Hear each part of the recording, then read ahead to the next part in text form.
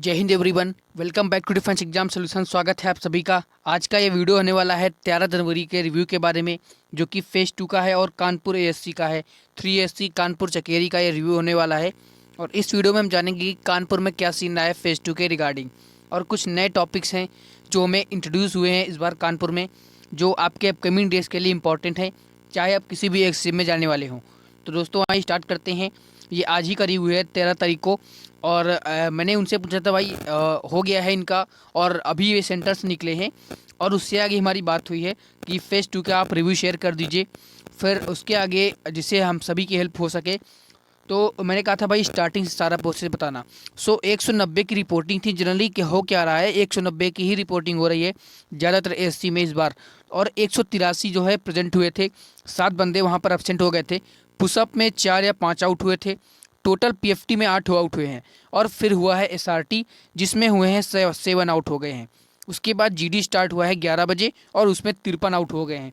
तो ये overall review है। उसके आगे हम जीडी के बारे में आगे पूरा ब्रीफ में डिस्कशन हुआ है, और कदम ताल कैसे करना है इसके बारे में भी यहाँ पर हमने पूछ लिया है।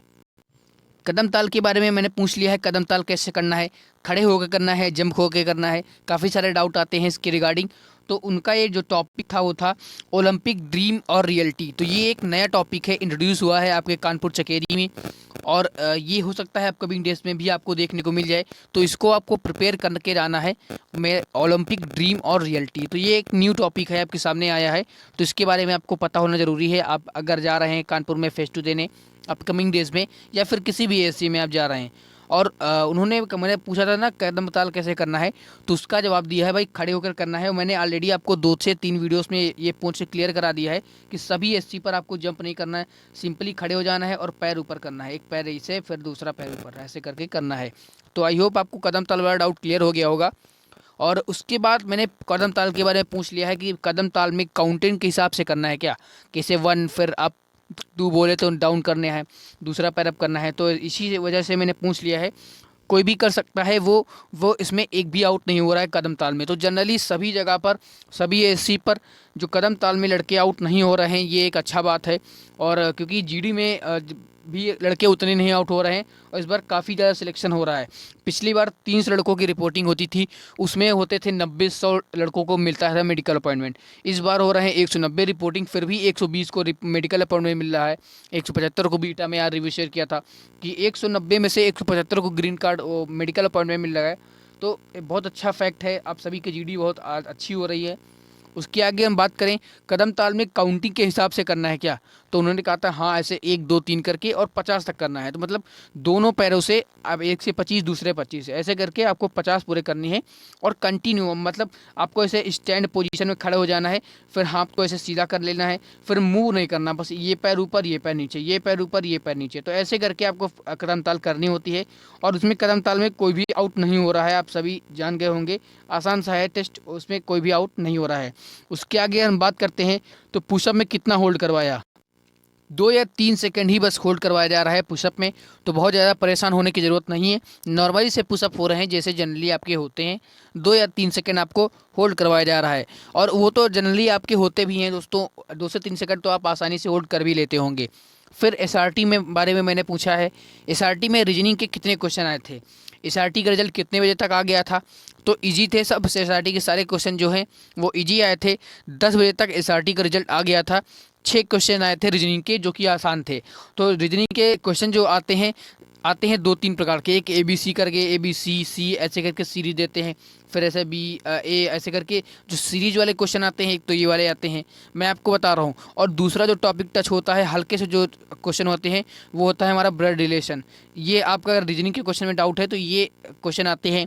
और दूसरा हो जाता है एक सीरीज का और होता है, वो आ जाता है। और हो सकता है आपका अल्फ़ाबेट से आ जाए, कोडिंग डिकोडिंग से आ जाए। तो ये टॉपिक हमारे टच होते हैं एसआरटी के अंदर।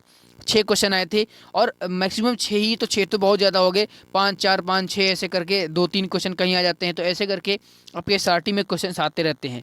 फिर मैंने कहा था जीडी में कितने लड़के अपीयर हुए हैं, जीडी में कितनी जगह मतलब कहाँ कहाँ जीडी हो रही थी, क्योंकि ये जानना ज़रूरी है कि कितने जगह होती है। तो जैसे बीटा में 3 जगह हो रही है, तो उसी तरह कानपुर में भी 3 जगह जीडी हो रही है। और जीडी में फॉर्मल पहन के एक कपड़ों वाला डाउट आता है आपका कि जीडी में फॉर्मल पहन के जाना है कि नहीं जाना है, क्योंकि ठंड बहुत पड़ रही है, तो आप फॉर्मल शायद वहाँ पर अडेयर ना कर पाएँ, क्योंकि ठंड है, आपको स्वेटर ज़रूर पहनना पड़ेगा। तो उसके बारे में मैंने पूछ लिया है, आपका ये डाउट अभी से क्लियर हो जाएगा। तो जीडी में फॉर्मल पहनकर जाना है क्या? तो पहले तो उन्होंने जवाब दिया है कि जीडी में 168 लड़के अपीयर हुए हैं, जो कि एक बहुत अच्छा रेशियो है। आपके पीएफटी में और एसआरटी में बहुत कम लड़के आउट हो रहे हैं। फिर मैंने एक डाउट और पूछा था, क्योंकि मेरे पास कल एक व्हाट्सअप पे मैसेज आया है एक भाई का, उसका चकेरी कानपुर में है, 17 तारीख को, शायद 17 या 16 को है। उसने पूछा था कि आप मैडम भी कोई हैं क्या जो कानपुर में अपना जीडी ले रही हैं? तो उन्होंने साफ साफ मना कर दिया है कि मैडम वहाँ पर कोई नहीं है, कोई जीडी वहाँ पर किसी मैम के द्वारा वहाँ पर नहीं ली जा रही है, सब सर ही ले रहे हैं। और मैंने टॉपिक के बारे में पूछ लिया था। फिर जीडी के बारे में अभी फॉर्मल अगर आप चाहें तो पहन सकते हैं। तो कौन कौन से टॉपिक पूछे गए हैं, तो मतलब उन्होंने आगे बताया है कि जीडी में कैसे इंस्ट्रक्शन मिले हैं। उन्होंने एक बात और बता दी है कि मैं फॉर्मल लेके गया था, पर चेंज करने का वहाँ पर उनको टाइम नहीं मिला है, ऐसे ही दे दिया गया है। तो मतलब फॉर्मल का उतना इम्पैक्ट नहीं रहता है। The thing matter is most that why what you speak and how you speak. So आपको इस अच्छे से बोलना है, फ्लुएंसी से आपको वहाँ पर बोलना है। आपको क्या करना है, अभी उन्होंने बताया था इनके में फिश मार्केट बन गई थी, तो कैसे उन्होंने डील किया है उसके आगे बताया है। तो आप सभी अभी आगे देखेंगे। उन्होंने ऐसे ही जीडी दे दिया है। मैंने पूछ लिया था, क्योंकि लड़के का डाउट था फॉर्मल के रिगार्डिंग। तो अगर पहनना चाहो तो आप पहन सकते हो ना? तो उन्होंने कहा हाँ, आप अगर चाहें तो पहन सकते हैं। और ये 3 टॉपिक हैं जो आपके सामने आ चुके हैं। एक नेशनल एंथम आ गया है, नेशनल एंथम सिनेमा हॉल, ई बुक वर्सेज जो ऑफलाइन बुक होती है, ये टॉपिक था, मैंने अभी पूछा है लड़कों से। और Olympic dream versus Olympic dream और रियलिटी, तो ये 3 टॉपिक हैं जो टच हुए हैं। और नेशनल एंथम लास्ट ईयर भी आया था दोस्तों। कानपुर की ही बात करूं तो नेशनल एंथम लास्ट ईयर भी पूछा गया था। तो ये 3 टॉपिक आज के लिए आए हैं। और आपको फॉर्मल का क्लियर हो गया होगा। फॉर्मल आप चाहें तो पहन सकते हैं, वैसे ठंड होगी तो आप नहीं पहने, क्योंकि वहाँ पर अगर कांपते कांपते जीडी देंगे तो थोड़ा टफ होगा, आपको ठंड भी लग सकती है। आपको मेडिकल में भी आगे अपीयर होना है तो आप स्वेटर पहन कर दे सकते हैं, ऐसा कोई कंपल्सन नहीं है। जीडी के बारे में बताओ भाई, मतलब कैसे कैसे हमें बोलना है जीडी में। तो इंट्रो के लिए 40 सेकेंड, टॉपिक के लिए 20 सेकेंड, ये वहाँ का सीन रहा है कानपुर चकेरी का। 13 जनवरी की बात करें तो कैसा सीन होता है जीडी में। जीडी के बारे में अगर बात करें, भाई के अकॉर्डिंग हुआ था कि अब इनके ग्रुप में वो बन गया था फिश मार्केट, और तो ऑफिसर ने हमें 2 ग्रुप में डिवाइड किया है। तो आपको फिश मार्केट बनाने से बचना है, जिसमें जो भी लोग अपने वीडियो में देख रहे हैं, तो फिश मार्केट का हिस्सा बनने से बचना है। और अगर फिश मार्केट बनती है तो सिलेक्शन में थोड़ा सा आपकी रुकावट आ सकती है, क्योंकि कई बार होता है बहुत ज़्यादा फिश मार्केट बन जाती है तो ऑफिसर हो जाते हैं एंग्री, और वो भगा देते हैं एक सबको कि जाओ भाई तुम जाओ, और उसमें से मात्र 4-5 लड़कों का सिलेक्शन करते हैं। तो इससे बचना है। फिश मार्केट बहुत डेंजरस चीज़ है आपके जीडी के लिए। तो ऑफिसर ने हमें 2 ग्रुप में बांट दिया। अगर फिश मार्केट बन गई है तो 15 में से 7-8 का एक ग्रुप बना देते हैं। फिर उसके बाद पहले एक ग्रुप में जीडी करेगा, फिर दूसरा ग्रुप करेगा, तो ऐसे ऐसे करके, क्योंकि 7-8 लड़के रहते हैं तो उनमें कोऑर्डिनेशन ठीक बन पाता है। तो इसी वजह से 2 ग्रुप में हमें डिवाइड कर दिया जाता है। उसके बाद ठीक चला अलग अलग ग्रुप में जीडी में, और 10 सिलेक्ट हुए, मतलब 5 लड़के वहाँ पर आउट हो गए। तो कानपुर में आज फिर इनके ग्रुप से 5 लड़के ही आउट हुए। तो that's not a bad ratio, क्योंकि 5 लड़के वो होंगे जो बिल्कुल भी उनका कॉपरेशन अच्छा नहीं होगा, वो बिल्कुल बेकार बोले होंगे, ना बोल पाए होंगे, तो वो रीज़न रह सकते हैं 5 लड़कों के आउट होने से। तो मैंने पूछा था जीडी में कितना बोलना ठीक रहेगा, ये बता दीजिए। तो जीडी में ज़्यादा नहीं, अगर आप 3-4 पॉइंट अच्छे से डिलीवर कर ले जाते हो तो आपका सिलेक्शन कहीं ना कहीं ठीक हो जाएगा, सिलेक्शन आपका हो सकता है। और you have to be a good listener. और ये जो कहा था भाई, ये एक अच्छा पॉइंट आप सभी के लिए है कि यही पॉइंट ऑफिसर ने बोला था कि आपको एक अच्छा लिसनर बनना है, you have to be a good listener. तो ये चीज़ें हमारे ऑफिसर ने बोली हैं। तो आपको वहाँ पर कोऑपरेटिवनेस दिखानी है कि हमें कोऑपरेटिव रहना, दूसरे की बातें सुननी है, तब उनकी बातों से एग्री या डिसएग्री होंगे। तो इस बात का विशेष ख्याल रखना है, आपको कोऑपरेटिव रहना है। आप दूसरों की बातें सुनेंगे तो आपके मन में भी जीडी से रिलेटेड अच्छे अच्छे आइडियाज़ आएंगे, आप भी उनकी बातों से रिलेट करके अपने पॉइंट को एलाबोरेट कर पाएंगे। तो इस बात का विशेष ख्याल रखना अगर आप कहीं भी जा रहे हो फेस टू देने।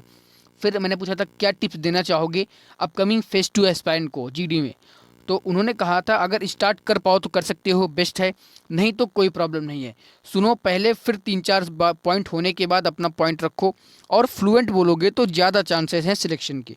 तो दोस्तों फ्लुएंसी तो मैटर करती है, आप फ्लुएंट बोलेंगे तो आपका सिलेक्शन अच्छा रहेगा, वो भी समझेगी कि हाँ लड़का मतलब कॉन्फिडेंट है और फ्लुएंसी से अपने आइडियाज़ को डिलीवर कर रहा है। तो इस बात का ध्यान रखना है।